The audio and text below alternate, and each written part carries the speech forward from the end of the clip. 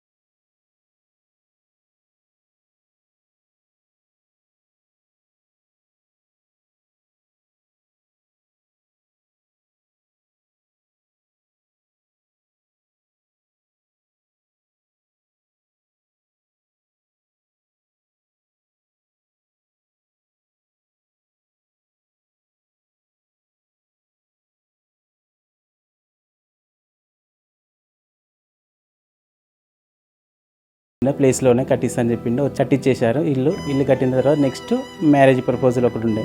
Marriage ఈమె పేరు సోని. డైరెక్ట్గా విన్సెంట్ రెడ్డి డాడీ అక్కడ అమ్మాయి దగ్గరికి వెళ్ళేసేసి మాట్లాడి అమ్మాయి వాళ్ళ బాగా అన్ని చూసుకున్న తర్వాతనే ఇద్దరం ఓకే అనుకున్న తర్వాత మా ఇద్దరికి మ్యారేజ్ చేసేసారు ఆశ్రమం వాళ్ళే. వారు అనారోగ్యంతో ఉన్నటువంటి వాళ్లకు క్యాంప్స్ ఏర్పాటు చేశారు. కంటి చూపు మందగించిన వాళ్లకు కంటి పరీక్షలు నిర్వహించారు. కళ్ళద్దాలు కూడా ఉచితంగానే ఇచ్చారు. వారానికి ఒక్కరోజు ఆటో ఏర్పాటు చేసి వృద్ధాప్యంలో ఉన్నటువంటి వ్యక్తులను ఆ ఆటోలో దగ్గరలో ఉన్న జనగాం పట్టణంలోని హాస్పిటల్లో చూపించి ఉచితంగా మందులు కూడా అందించారు.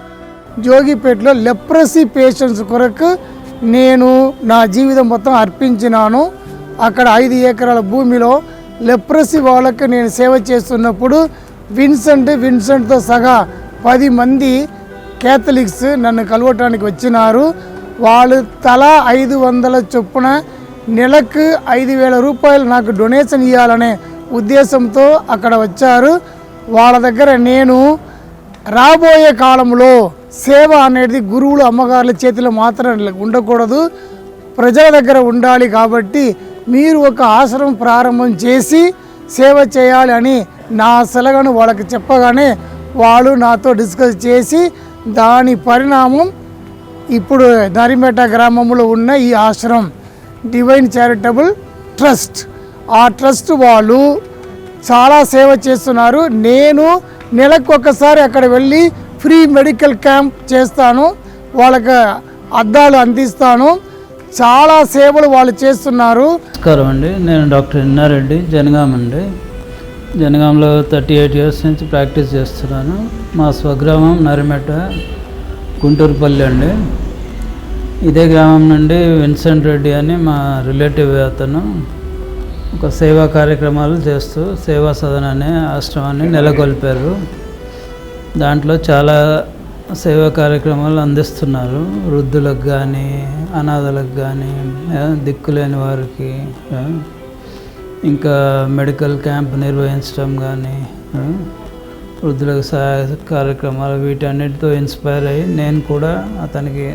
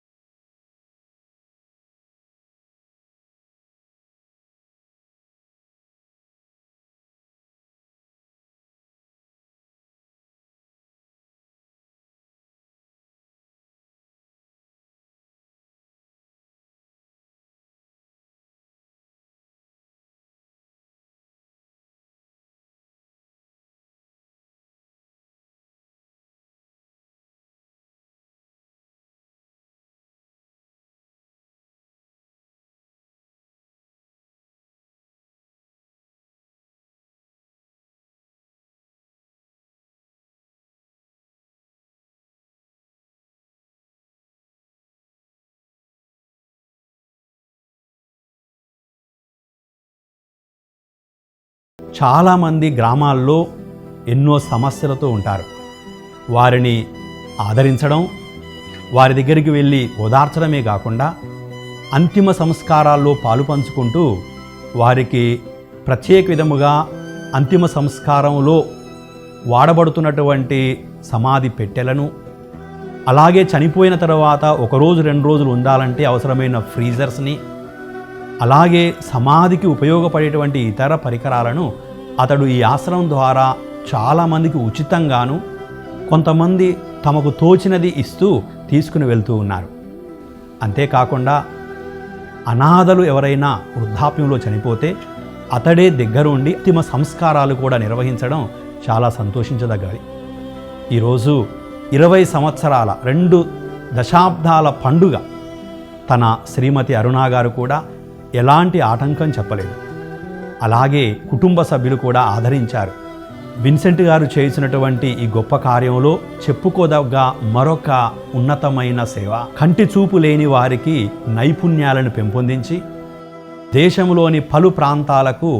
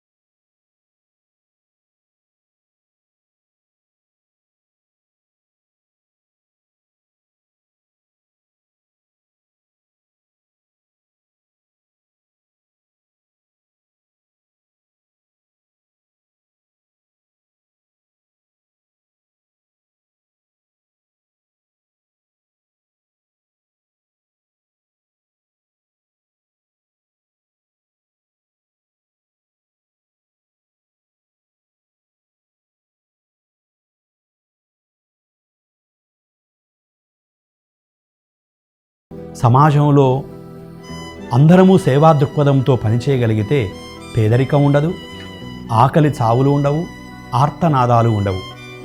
సేవా సదన్ ఒక అడుగు వేసింది.